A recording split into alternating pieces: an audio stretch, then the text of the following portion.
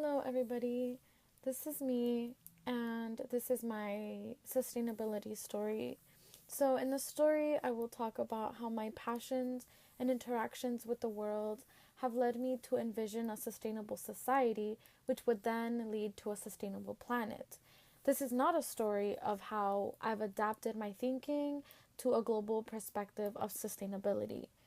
So, moving forward, I am a self identified Chicana, which is this political consciousness that I've created for myself. And politically, I identify as a woman of color in the United States. So growing up, I felt like I could never put names to the things that I felt or the things that I witnessed. And these things that I felt were isolation. I felt lonely sometimes, or I felt like I was the only person feeling these things. And not until my junior year was I greatly inspired by Kimberly Crenshaw, who basically coined this term intersectionality.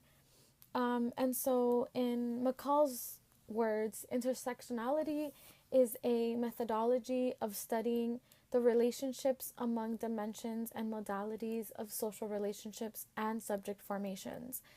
In other words, it just means understanding your privileges or lack of based on the social categories in which you are placed in American society.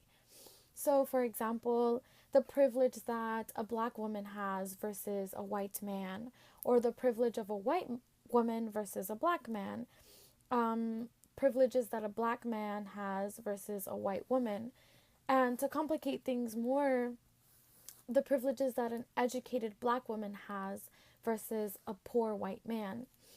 And so these are all different privileges that we have based on how we're socially categorized in American society: race, gender, sexuality, socioeconomic power that you have. And so this just made me think that we have this very unjust social hierarchy.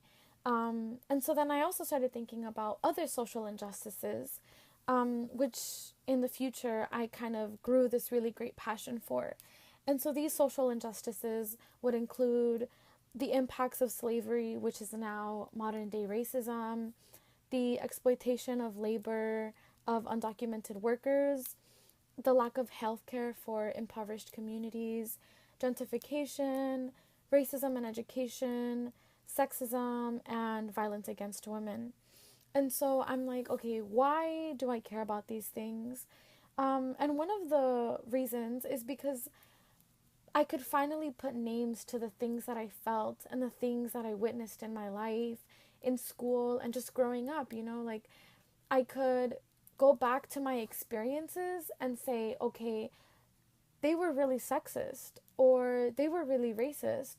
And not only that, but then I started thinking about these bigger systems that are affecting my daily life. And so now I'm like, okay, what difference does it make whether I care about these things or not? And it matters because now that I have acquired this knowledge, I feel like a social responsibility to do something about it. And also because I just care about the future generations. I care about my siblings, my parents, my grandparents, because they too are living this racialized, impoverished, and oppressive lives the same way that I have. So then I ask myself, okay, what can I do about these things? What is in my power to change? And what can I change about myself to make even the slightest difference? And for starters, I'm getting an education. I'm at the University of Washington studying.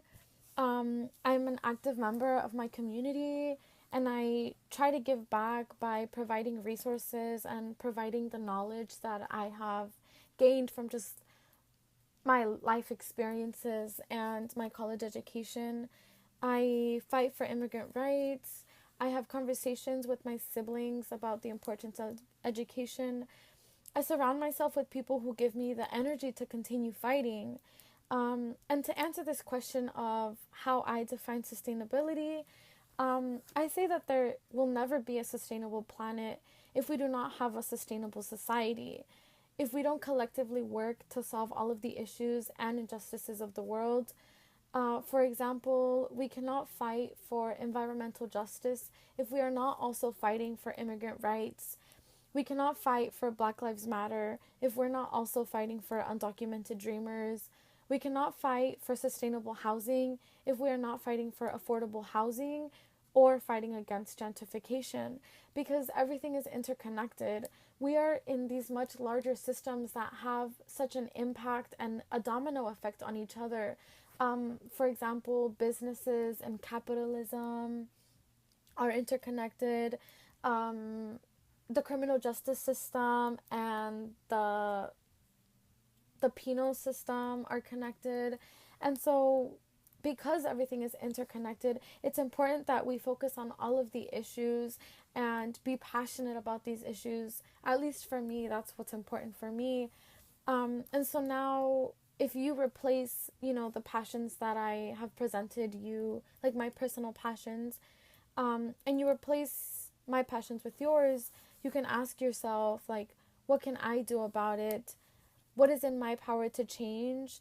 And what can I change about myself to make even the slightest difference?